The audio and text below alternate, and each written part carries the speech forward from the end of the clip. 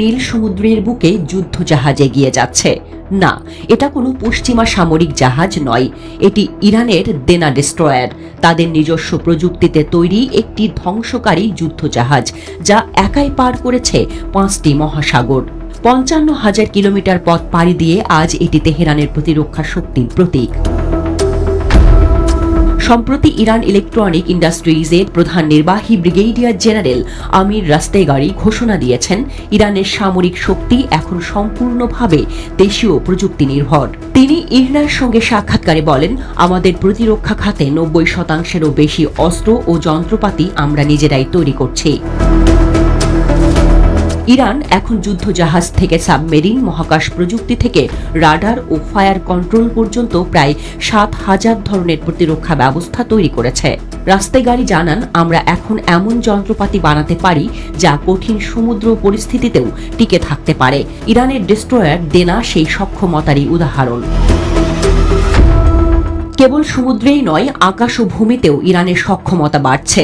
ইরানি বিজ্ঞানীরা telecommunication, radar, electronic warfare, fire control এবং solar সিস্টেমে দেশীয় প্রযুক্তি দিয়ে বিশাল উন্নতি করেছেন।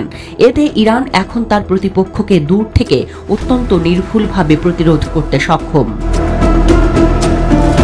বিশেষ করে ইরানের ক্ষেপণাস্ত্র প্রযুক্তি যেমন এমাদ মিসাইল এর মাধ্যমে তেহরান একটি বার্তা পাঠাচ্ছে বিশ্বকে, আমরা আত্মরক্ষায় সম্পূর্ণ প্রস্তুত এবং কারো অনুমতির প্রয়োজন নেই।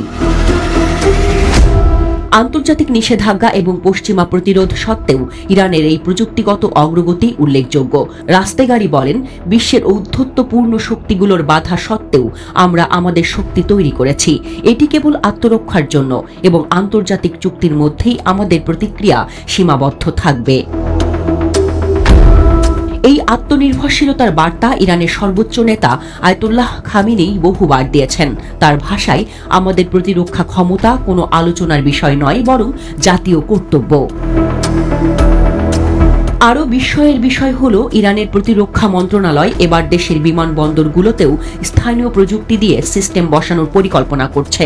এটি হলে ইরানের বেসামরিক ও সামরিক অবকাঠামোর মধ্যে নতুন এক সংযোগ গড়ে উঠবে।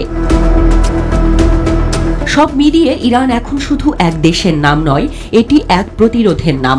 দেশীয় প্রযুক্তিতে গড়া প্রতিরক্ষা ব্যবস্থার মধ্য দিয়ে তেহরান জানিয়ে দিচ্ছে, তাদের আত্মরক্ষার শক্তি কোনো বাহ্যিক শক্তির উপর নির্ভরশীল নয়। এই পথে তারা যত বাধাই পাক, ততই যেন আরো দৃঢ় প্রতিজ্ঞ হয়।